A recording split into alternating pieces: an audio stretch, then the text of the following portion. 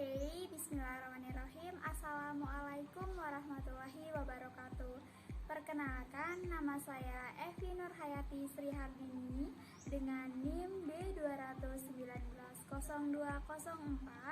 Di sini saya akan membahas studi kasus mengenai penipuan berkedok perumahan syariah. Maraknya modus penipuan perumahan syariah membuat masyarakat merasa was-was. Ditambah lagi minimnya informasi terkait jenis properti tersebut yang membuat bisnis haram itu terus terlaksana. Dalam beberapa tahun terakhir, pamor perumahan syariah di Indonesia memang sedang naik daun. Di sini saya akan menampilkan video singkat mengenai penipuan berkedok perumahan. Polisi kembali meringkus mafia properti. Ada 4 tersangka yang ditangkap. Tersangka menjaring korbannya dengan modus penjualan hunian berkonsep syariah. Diperkirakan ada ribuan orang yang menjadi korban penipuan rumah syariah. Modusnya rumah dijual seharga 88 juta rupiah dengan tawaran cicilan 500 ribu rupiah per bulan. Rumah ini harganya murah, tidak pakai riba, tidak pakai bunga bank, tidak perlu checking bank, tidak perlu pakai KPR dan lain sebagainya. Jadi bernuansa syariah semuanya, sehingga masyarakat menjadi tertarik.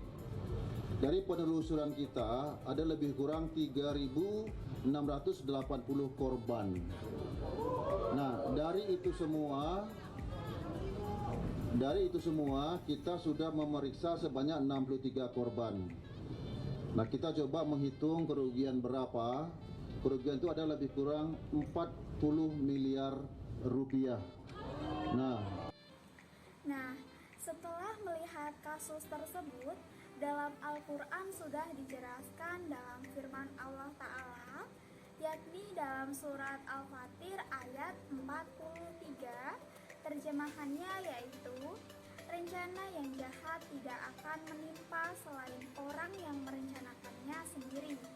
Kemudian dalam surat An-Nisa ayat 142, sesungguhnya orang-orang munafik itu menipu Allah dan Allah akan membalas tipuan mereka.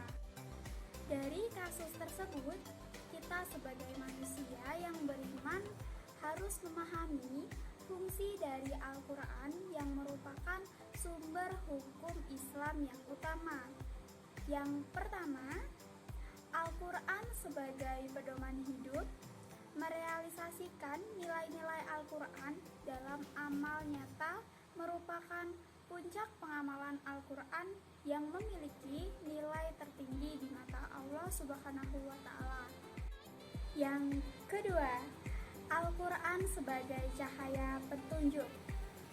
Allah telah menjadikan Al-Quran sebagai cahaya nur. Dengan itu Allah memberikan petunjuk atau huda kepada siapa-siapa yang Dia kehendaki. Yang ketiga, Al-Quran sebagai peringatan. Al-Quran senantiasa memberikan peringatan kepada manusia karena sifat manusia yang pelupa. Nah, sistem akuntansi keuangan syariah harus memelihara harta yang bertujuan agar harta yang dimiliki oleh setiap manusia